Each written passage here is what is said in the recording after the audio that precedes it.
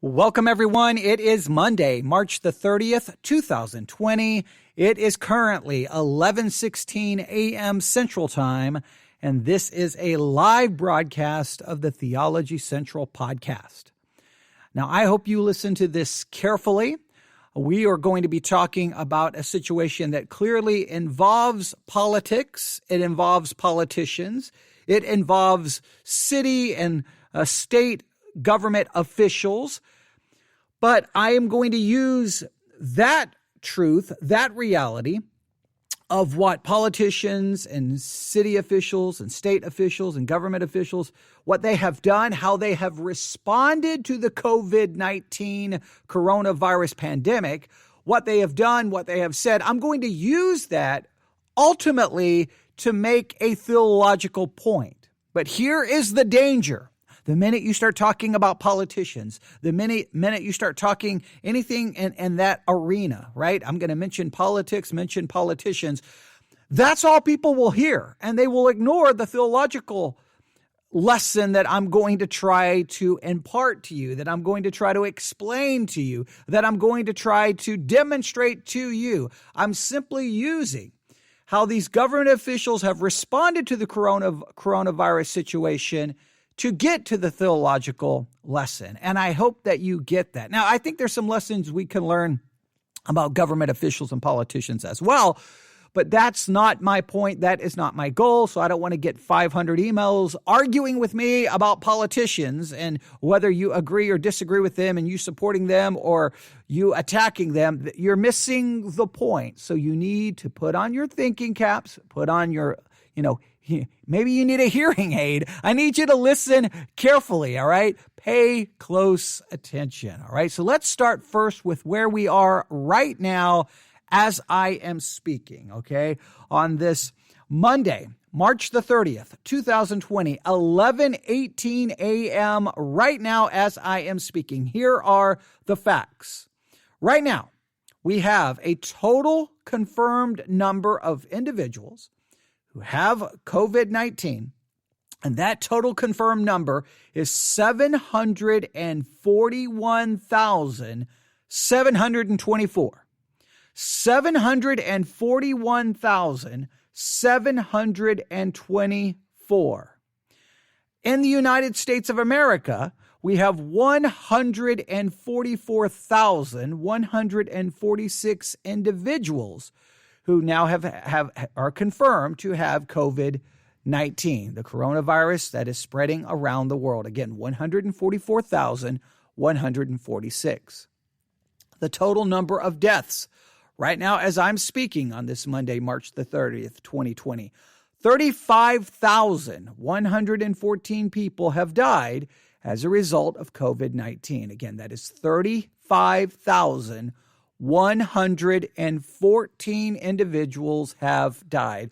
So over 741,000 people are confirmed with it. So over 741,000 individuals confirmed to have it. 35,114 individuals have died. Now, you may not think those numbers are that serious. You may want to downplay those numbers, but here's what I want you to understand. There were times leading up to where we are right now today where you had politicians basically downplaying it, basically saying, don't worry about it. In fact, we had the president of the United States of America, President Trump, literally say it's a hoax. I've listened to the speech. Now, he's saying it's a Democratic hoax, that they're using this for political purposes. Well, yes, when it comes to politicians, everyone uses everything for political purposes. They use good times for political purposes. They use bad times. They use victory for political purposes, and they use defeat for political purposes. They use disaster. They use tragedy. They use everything for political purposes. That's one of the reasons I absolutely hate politics with everything in my being. I hate it. It's such a game. There's so little honesty, and everyone uses everything for their purpose, for their position, for their power, and they're far more concerned with their position and power than they are anyone else. And it drives me crazy about politics. And I hate that Christians get sucked into the game and become blinded by political party and political affiliation and politicians and can't see the truth. But it happens. But President Trump, I have a timeline here of everything he said going all the way back into January where he's downplaying it. In fact, I'll just pull it up here for you. And I'll read some of these because it's just absolutely crazy the way he handled this. All right. Here is the timeline of all the times that President Trump downplayed this situation. In fact, let me pull it up right here. The article had closed. Not concerned at all. That's in quotes. Not concerned at all. The page is doing one of those things where it wants to provide an ad for me, which I don't want to see. All right. Not concerned at all. A timeline of Trump's coronavirus dismissals. The president brushed off COVID-19 for months, and it's going to cost Americans their lives. Now, whether you believe it's going to cost Americans their lives because he downplayed it, that is more of an opinion, but there is no argument, there is no debate that he downplayed it for months, over and over and over again. Let me go down here to the timeline. January the 22nd, and I'm quoting him, speaking about the coronavirus. He was asked about the coronavirus at the World Economic Forum. He basically said, no, not at all. We have it totally under control. We have it totally under control. We're not worried about it. We have it totally under control. That was in January. All right. Then that was January the 22nd. You want the specific date, January the 22nd, January the 30th. All right. Trump addresses the coronavirus during a speech on trade in Michigan. All right. Now, the same day, the World Health Organization classified COVID-19 as an international health emergency. So on that exact same day, the World Health Organization is telling everyone this is an international health emergency. What does Trump say? I quote, "We think we have it very well under control. We have a very little problem in this country at the moment, 5, and those people are all recuperating successfully. But we're working very closely with China and other countries and think it's going to have a very good ending for us. Hopefully, it won't be as bad as some people think it could be." All right. Now, that's good that he said hopefully, but again, it's downplaying it. I mean, at January the 30th, everyone should have seen it coming. Everyone should have seen what was happening way before January the 30th. February the 10th, Trump says the coronavirus will be gone by the end of spring while speaking with reporters in the White House. It's going to be gone. All right. It's just crazy. All right. February the 14th, despite the director of the CDC saying the virus will probably be with us beyond this season and beyond this year. So you got the director of the CDC saying, hey, this virus is going to be with us beyond this season, beyond this year. February the 14th, Trump says he continued to push the idea that it will be gone in a matter of weeks.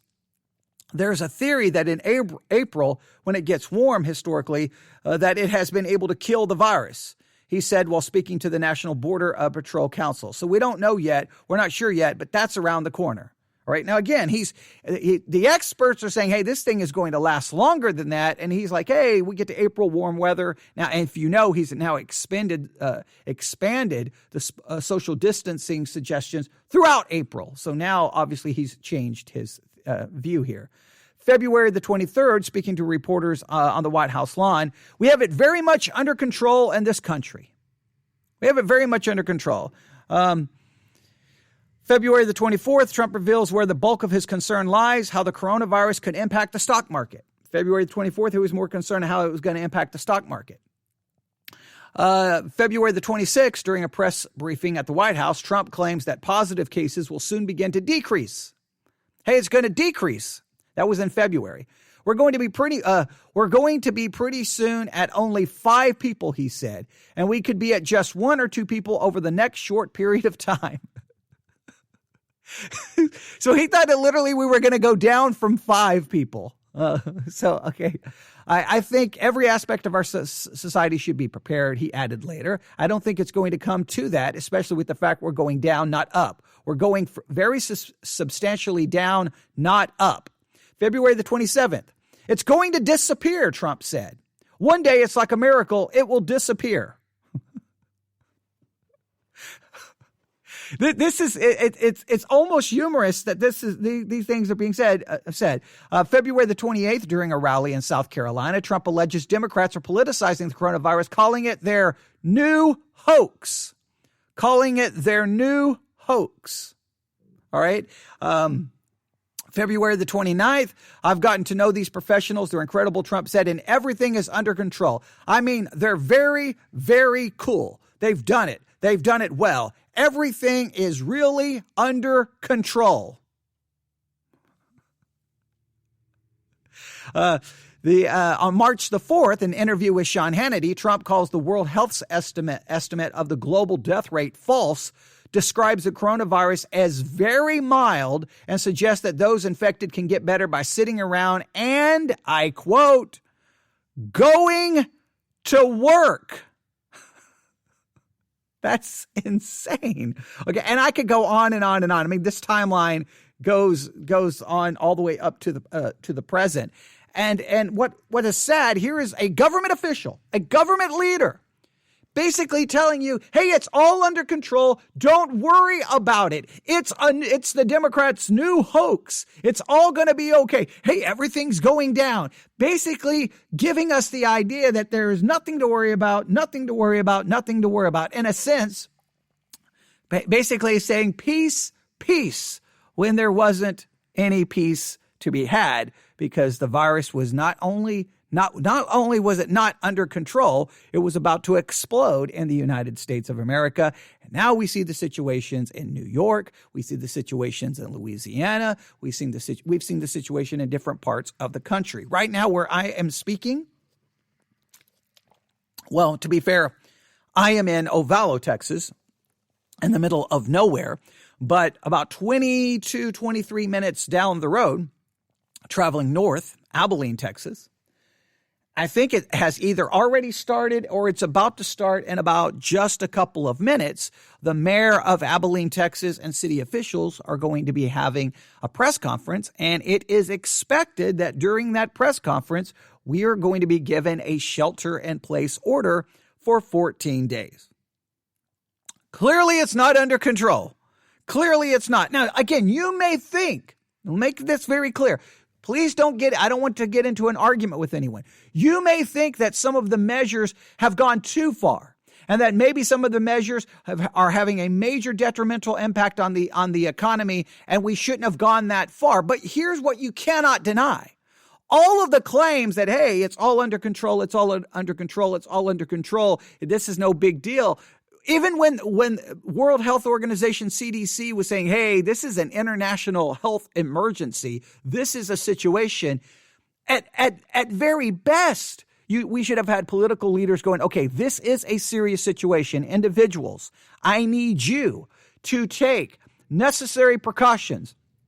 Individuals, I need you to do this, and speak to the individuals. Even if that politician argued against shutting the economy down and canceling everything, even if he was against that, he still could have been giving very stern warnings, telling people what to do, washing their hands. If you even think you're sick, stay at home. When you do go in public, keep your distance from people. Don't touch your face. Don't touch your face. Hand sanitizer. Don't touch your face. Stay away from people. If you think you're sick, stay at home. There could have been very stern warnings given, not downplaying it in the very least, because here's what happens.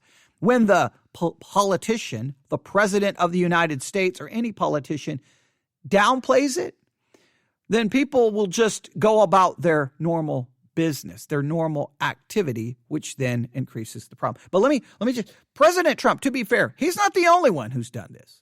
He's not the only one who's done this. Even some politicians who are attacking President Trump who are saying, hey, he's doing all of this and people are dying, some of them were downplaying it as well. Let me give you an example. This comes from the Tucker Carlson program. I think it aired last week. Listen to this. See if you get the idea of what I'm talking about.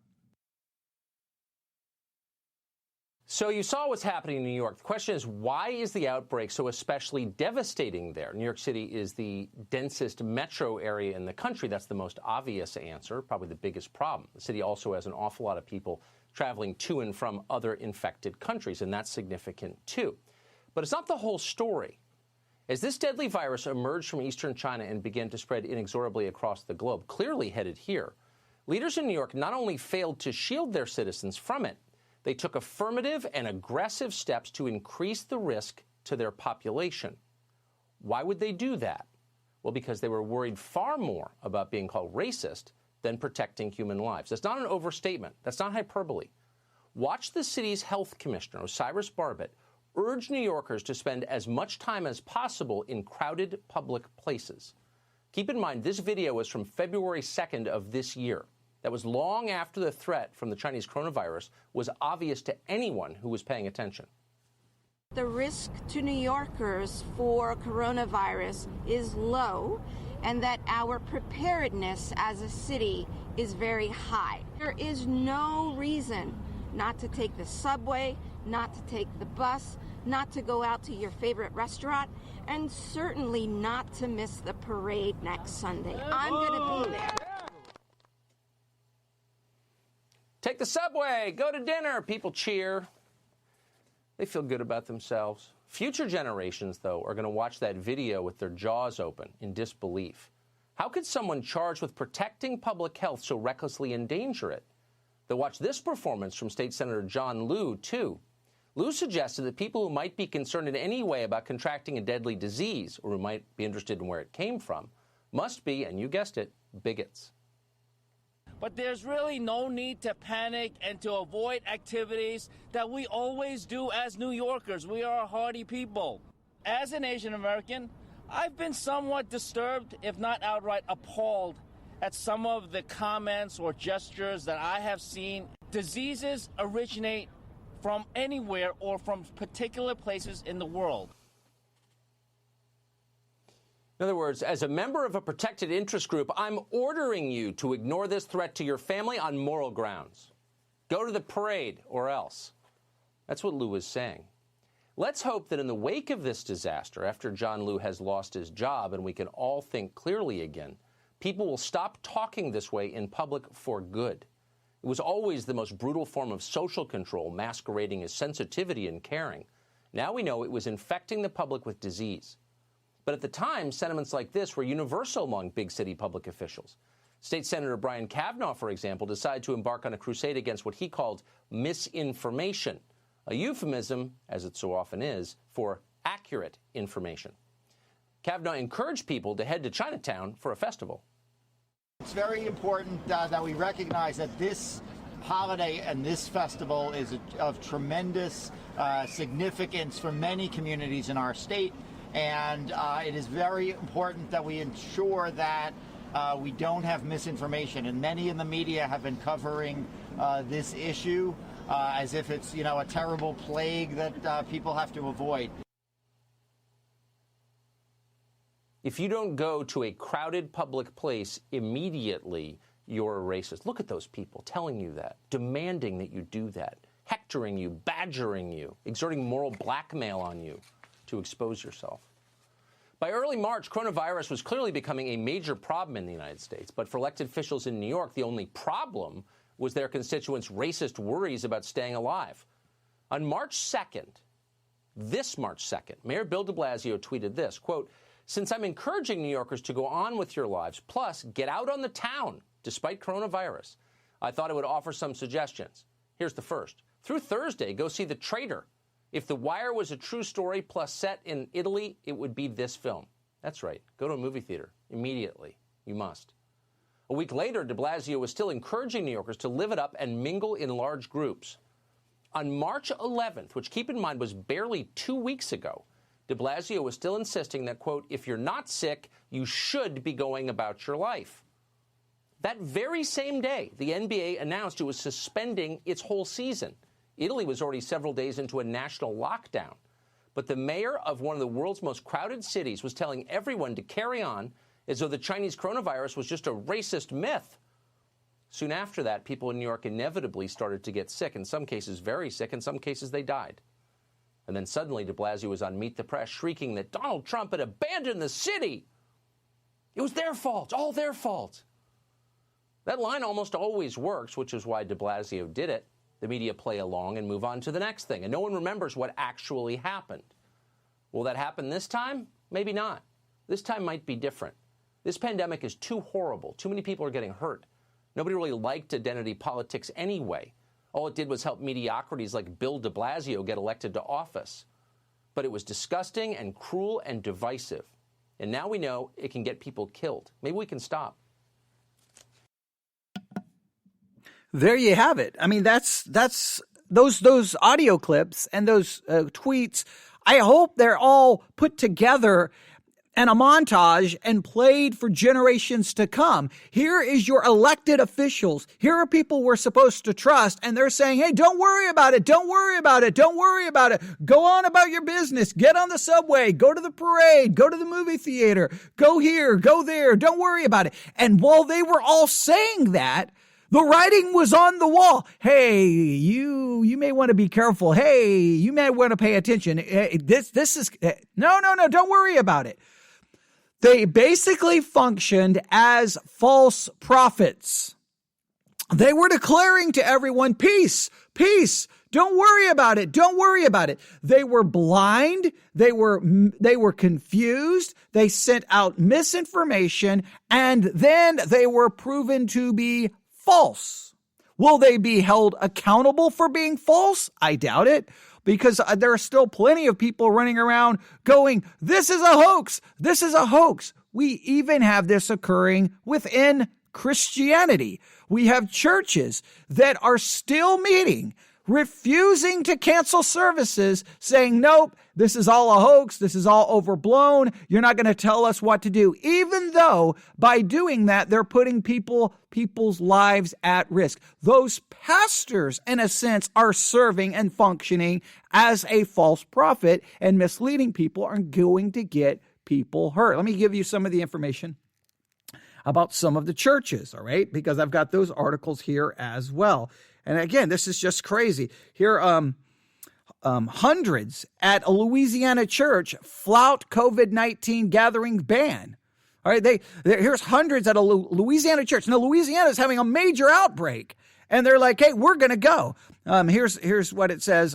Hundreds of people in Louisiana attend worship services at their church in defiance of the state's ban on gatherings due to COVID-19. Even the state has put a ban on it, and they're not listening. They're not listening because they've got it all figured out. Here's the story. Hundreds of worshipers attend services at Louisiana church on Sunday, disregarding a ban on large gatherings, angering neighbors, and seemingly turning a deaf ear to their governor, who once again warned their hospitals could soon be overwhelmed with new cases of the coronavirus. An estimated 500 people of all ages filed inside the mustard yellow and beige Life Tabernacle Church in Central, a city of nearly 29,000 outside of Baton Rouge.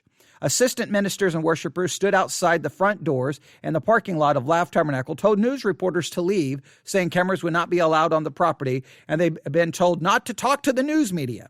They went inside without further comment. Across the street, some of the neighbors took pains to stay 6 feet and 2 meters apart from each other as they stood in a driveway and commented on their opposition to the services being held. Other congregations are using the internet, Skype, and other safe ways to congregate. Why can't they? What makes them so special? Quinn asked. I wish state police would come out and do something. If they get out of church and go to the grocery store, it's a serious health hazard. They don't know how many people they're affecting, and they don't seem to care. That's a problem. More than 3,500 Louisiana residents have been diagnosed with the coronavirus, and more than 150 of them have died, according to state figures released Sunday. And then they talk about all the different things here that's going on. The virus has killed 7 of more than 160 people diagnosed with the disease in East Baton Rouge Parish, where the church is located. So clearly it's there where the church is located. And I could go ahead and read the rest of the story. Here's another story dealing with the same kind of concept. Some megachurches are still packing in crowds. All right. And then they talk about all these different churches that are meeting, and the attitude of some of the pastors are this, give me a break. We're not worried about this. We're not concerned. And there have been some churches where they were meeting, and guess what happened? Now people in the church and some of the pastors and leaders are now infected with COVID-19. They disregarded the warnings. They told their congregation all is safe. All is okay. We're going to be okay. And then in some of those churches, guess what? People are now infected. And we've got other churches continuing to meet. And when someone dies, are those pastors going to be held responsible for basically serving as a false prophet? So now here's what I want to do. I want to take this a concept of COVID-19. All right. Here was a situation where the facts were starting to come out. We could go back to December, early January. You could start, if you paid attention to global news and world news, you started hearing what was going on. And then it started to spread and it started to grow. And we had the situation in South Korea. And we had that big church in South Korea where so many people were being infected. Okay. And we had all that controversy. And people were talking about it. I was talking about it. I had a friend in Nebraska. We were talking about it together. And yes, even during that time when we started mentioning it, some people downplayed it and acted like that it was not that serious and it was no big deal. And I just kept thinking, why are people not getting this? Why are people not paying any attention? And it continued to spread. At some point, government officials, political leaders, they should have seen it coming because they clearly probably would have had access to information that even I didn't have. I shouldn't have been able to figure it out. All kinds of leaders should have been able to go, whoa. Okay, everyone, pay attention. We have a situation developing in China. We have a situation developing in South Korea. This is going to become a problem. We need to be looking out for it, at least be aware of it. Even if they didn't make any official declarations of restrictions, they could have at least started warning people, hey, this is something to pay attention to. Pay attention. We hope that if everyone pays attention, if everyone takes individual precautions, then we can avoid any major upheaval in our economy and in our lives. But no. It was always like, it's no big deal. And I continue to still hear people act like it's no big deal. Now, this is what I want us to do. I want us to take that idea, and I want us to transfer it over from politics, from politicians, government officials, and I want to move it from COVID-19, and I want to move it now into a very important area. And I want you to understand that I'm using all of that as an illustration of a greater problem, because this is very, very important. These officials served, all these people giving false information about COVID-19, they served in the capacity of a false prophet. And the Bible, if there's one thing the Bible warns us about over and over and over again, is false teachers, false prophets. In fact, we have a very, very clear warning in Matthew chapter 7. And Matthew chapter 7, starting in verse 15. Matthew chapter 7, verse 15. Beware of false prophets. Beware of false prophets who come to you in sheep's clothing, but inwardly they are ravening wolves.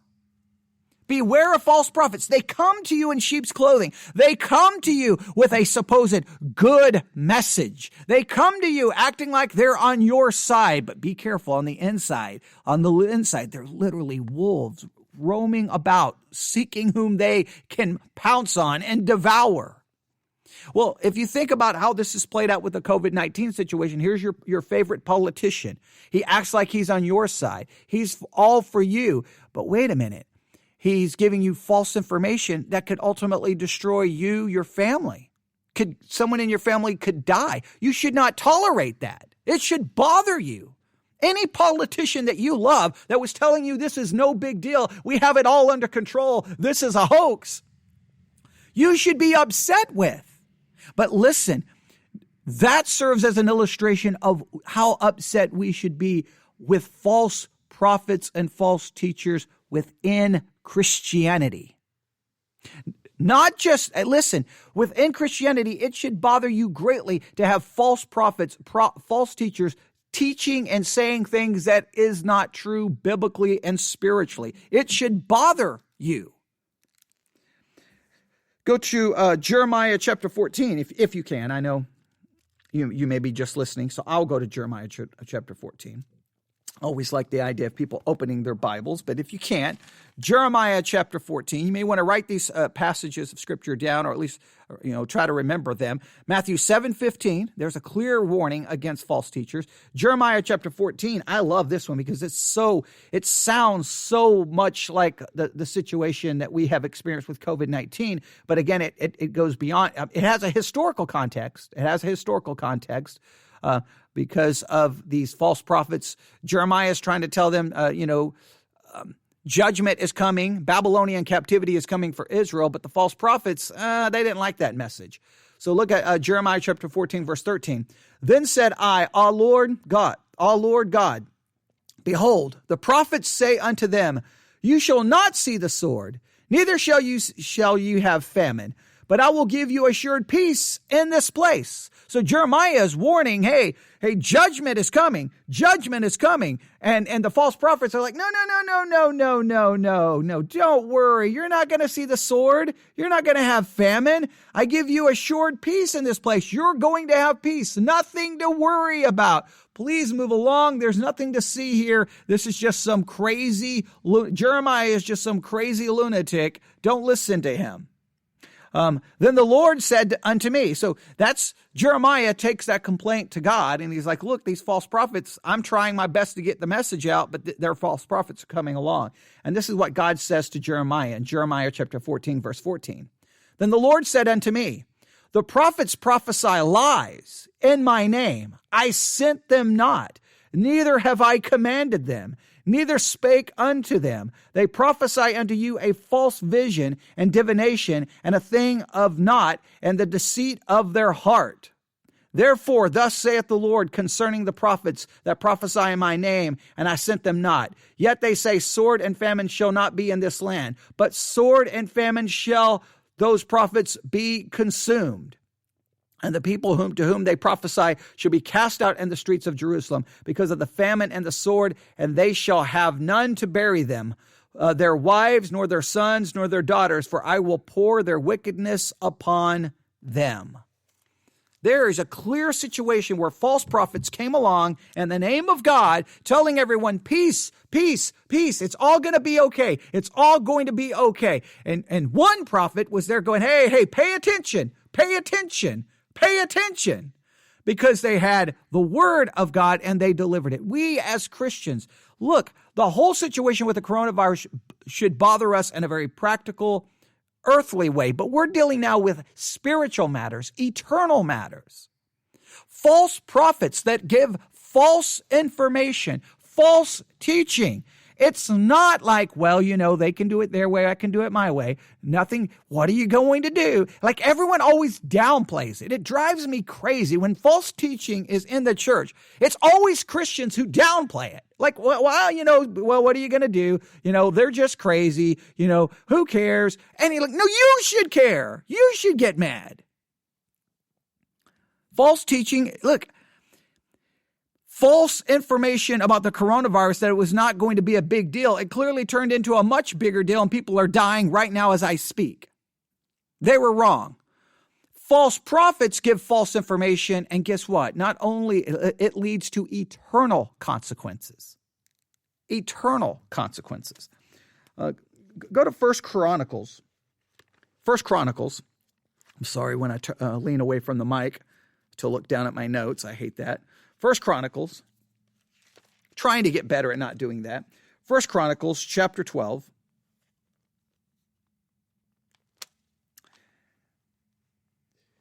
First Chronicles, is it chapter 12? I think I wrote down the wrong reference. Give me 1 second. It'll just take me 1 second to find it. Just have to open up my iPad. 1 second. My stomach is growling. I apologize if you can hear that. All right, I'm going to find it because I want this verse. Yeah, it is First Chronicles. What am I reading wrong here? It is First Chronicles. Oh, yeah, here it is. Okay, First Chronicles chapter 12, verse 32. Verse 32. I had verse 33. I knew it was in First Chronicles. I knew I wasn't crazy. All right, First Chronicles chapter 12, verse 32. And the children of Issachar, which were men that had understanding of the times. All right. And the children of Issachar, which were men that had understanding of the times. Now, we could talk about who these men were, their significance. We could get into all of that. But I like that idea. They understood the times. We need religious leaders. We need Christians. We need Bible teachers. We need ministries who can understand the times. They understand. They're paying attention to what is happening in the world. They're paying attention to what is happening outside of the church. They're paying attention to what is happening inside the church. They understand the times and they warn people about the times. They warn people about theological developments, doctrinal developments, church movements. They warn people about what's happening in society, philosophies that are catching hold. And they're like, hey, people, you need to be warned of this. I have struggled so much with Christianity on this subject. So many times, I remember, oh man, you talk about different times, I get so frustrated with Christianity, don't even want to be associated with it sometimes because it's just insane how blind Christians can be. What I have discovered in my life as a Christian, and I've seen this just time and time again, is that Christianity tends to always be reactive. They're never proactive. They're never proactive. And in fact, I don't even care to be proactive. I'll give you just one great example. I heard about this book called the Da Vinci Code, that it was coming out. I heard about it, read some different things about this book coming out, some different discussions about it, and I'm like, man, okay, this could be problematic. This could be problematic. The book becomes popular. They're going to make a movie. This book seems to be making a lot of historical claims that are not true, that misrepresents the history of Christianity, misrepresents things like the Council of Nicaea. This should be something the church should pay attention to. So I came to my church, a little church, middle of nowhere, Texas. I'm not popular. Nobody cares what I have to say, but at least I looked at my congregation in the eye and said, look, here's this book. It's coming out. It's called the Da Vinci Code. You need to read it. You need to read it. You need to know. Look at the front of the book. At the front of the book, there's going to be a list of historical claims. We're going to go through these historical claims and show you that they're not accurate. They misrepresent the history of Christianity.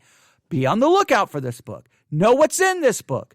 Talk to people who are reading this book. All right. So I tell my people. All right. I can't remember what month that was, but then in December, I was at a church. Some friends attended this church, and so we went to the church. They had like a little Christmas party, Christmas service. I can't remember what it was, kind of some Christmas special.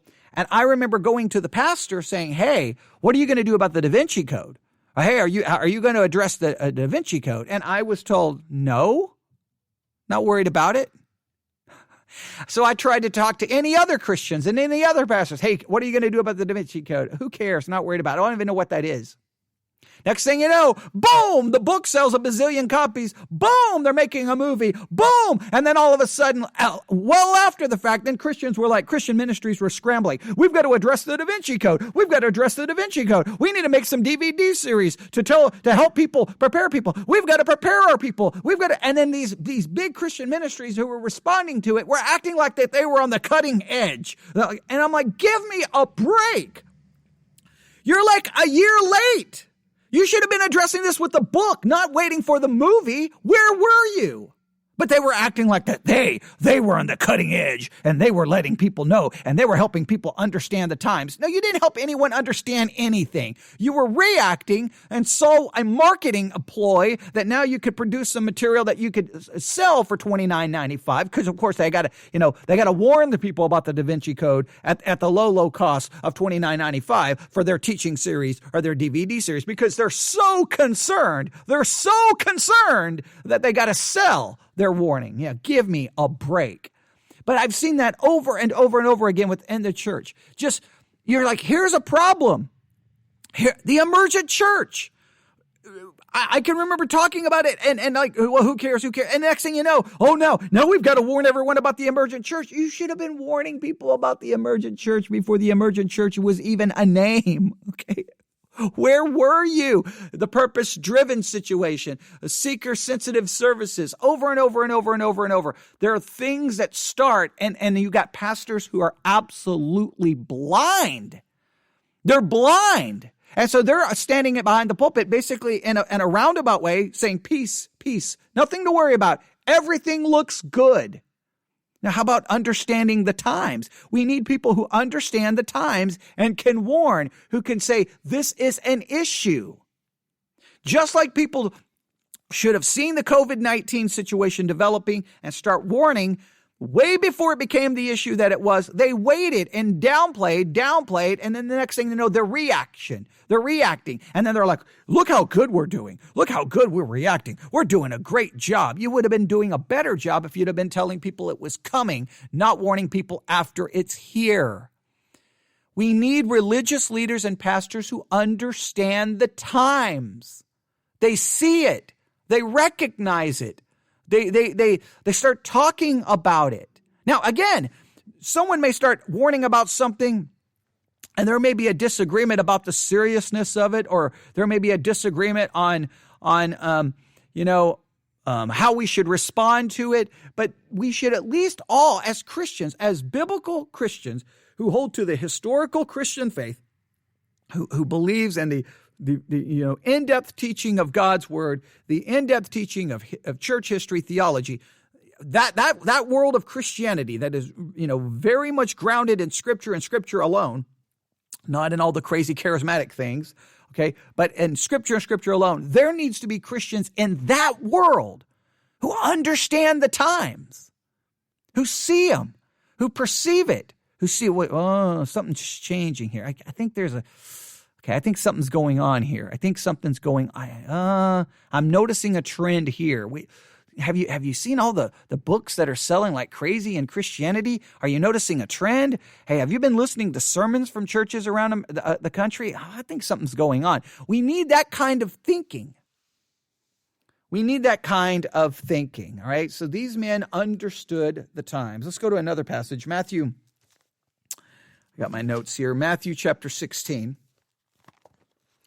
Matthew chapter 16. I hope you can't hear my stomach growling. Obviously, I need food. Obviously, I need food desperately, it sounds like. Matthew chapter 16, go to verse 1. Matthew chapter 16, verse 1. Now, this is a very important passage, and it carries on the same idea. Matthew chapter 16, verse 1. Then the Pharisees, also with the Sadducees, came and tempting desired him that he would show them a sign from heaven. And he answered and said unto them, when it is evening, you say it will be fair weather, for the sky is red. And in the morning it will be foul weather today, for the sky is red and lowering. O ye hypocrites, you can discern the face of the sky, but can you not discern the signs of the times?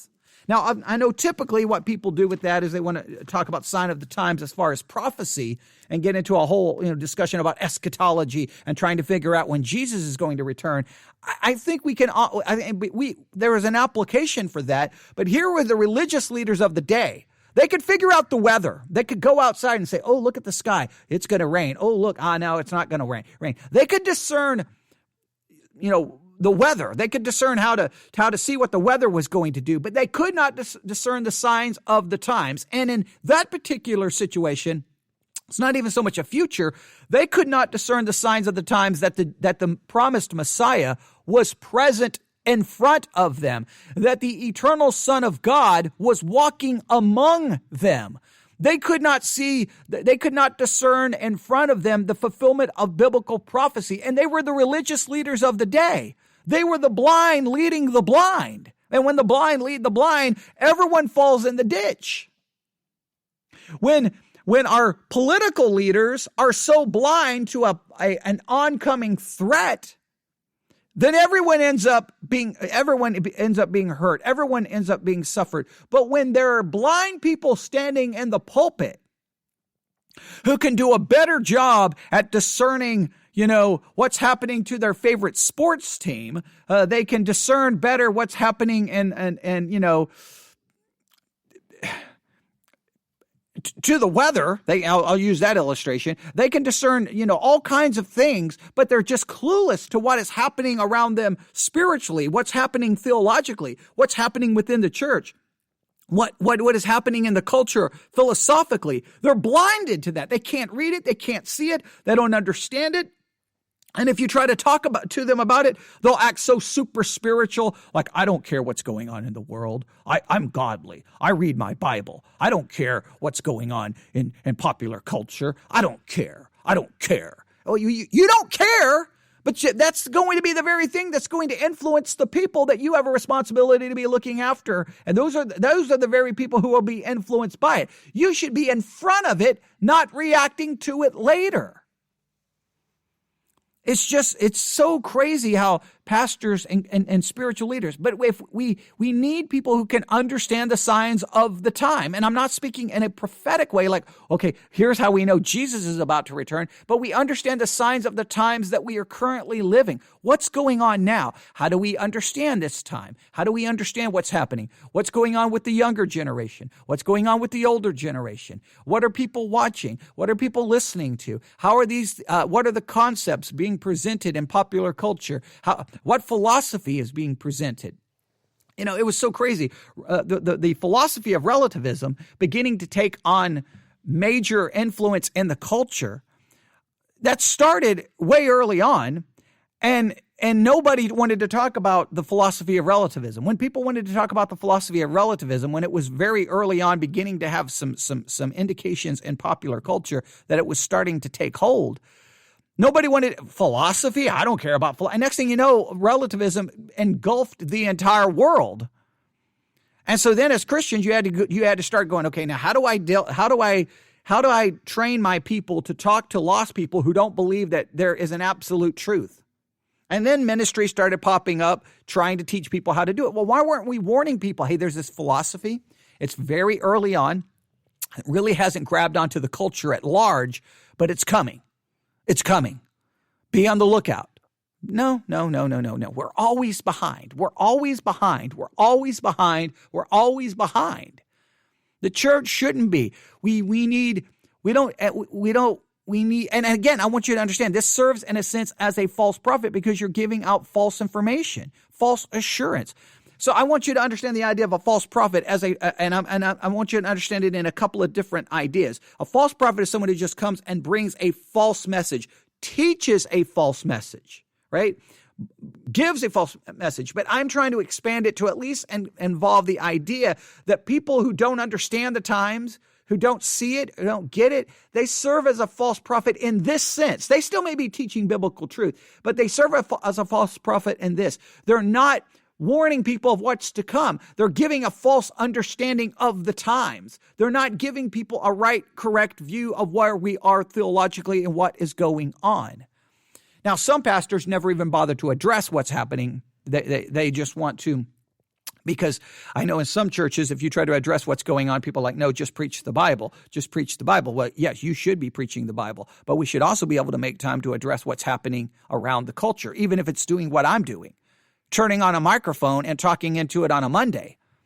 Pastors can do that. They're not incapable of doing that. You can turn on a microphone and warn people and talk about what's going on in the world. Yes, I get irritated by it, but I've just always seen like, hey, you'll be with a group of pastors. So what do you think about this issue? Yeah, whatever. Don't care. I think that could be an update. All right, no. I got a message that I need to call home. Okay, but I thought it was going to be a message about the press conference. So maybe when I call them, they'll give me an update on the press conference. So I just wanted to, there's a lot more I could say, but I think you get the idea that the coronavirus situation has been a great example of those in charge not doing what they were called to do. They should have understood the situation, understood it early on, and giving adequate warning and telling people to prepare. Right? Now, whether you think that they should have gone as far as they have ultimately gone with some of these, precautions, we can debate that all day. The point is, this should have been early on, first emphasizing to the public. Now, there were people out there that were warning. Let's be very fair. There were some political leaders that were warning. There was the World Health Organization, the CDC. There was lots of warnings out there. So to be fair, there were some that were. I don't want to say that everyone ignored it, but there was an overall attitude of this is no big deal. I don't know why people are getting so up in the air about it. I don't know why people are getting so uptight about this. It's no big deal. And of course, many of those people those people are not going to come back and apologize because no, you just move on and to your next thing. But that's what false prophets do in the church. Make all kinds of predictions, and when the predictions don't come about, they just move on to the next prediction, and nobody ever holds them accountable. But I want this to bring over into the church this idea that there are false teachers who teach false information. Absolutely teach. There are those who teach peace, peace, peace when there is no peace. They teach everything is okay. But I want you to just also realize there is a sense that there are false prophets or pastors who, in a sense, act like false prophets. Maybe that's a better way to state it. They act like false prophets by not doing their job of looking out, understanding the times, and warning people about what is happening. Equipping people. We're supposed to equip people so they're no longer tossed to and fro with every wind of doctrine.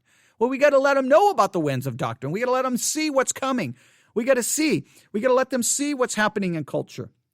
If we know what's happening in culture, then we see the influence on our people. We can warn people about the influence before it influences them. We can try to react to the influence, but we want to see the influence before we want to start addressing it before it takes over.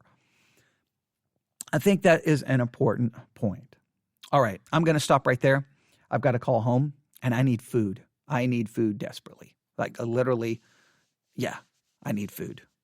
Okay, I haven't eaten enough. That's the problem. Okay, but yes, hopefully that will be beneficial. Hopefully you get my point. I'm worried. I feel like I need to re-explain myself 500 different ways, but I think the people who get it are going to get it, and the people who don't want to get it. But I want you to really think about it. I want you to really think about this, what we've witnessed and how it relates to the church, how it relates to Christianity, how it relates to the Bible, how it relates to theology. There is a great illustration here, a great parallel here, and I at least want to bring it to your attention. Yes, we could present this maybe in a little bit more polished way, but I just wanted to just think out loud with you in regards to this, and hopefully you'll find some, just share your thoughts. newsif@yahoo.com, newsif@yahoo.com, newsif@yahoo.com. Share your thoughts. Do you see a parallel? Let me know. What do you think? And I'll definitely read what you have to say. All right, everyone, have a great day. God bless.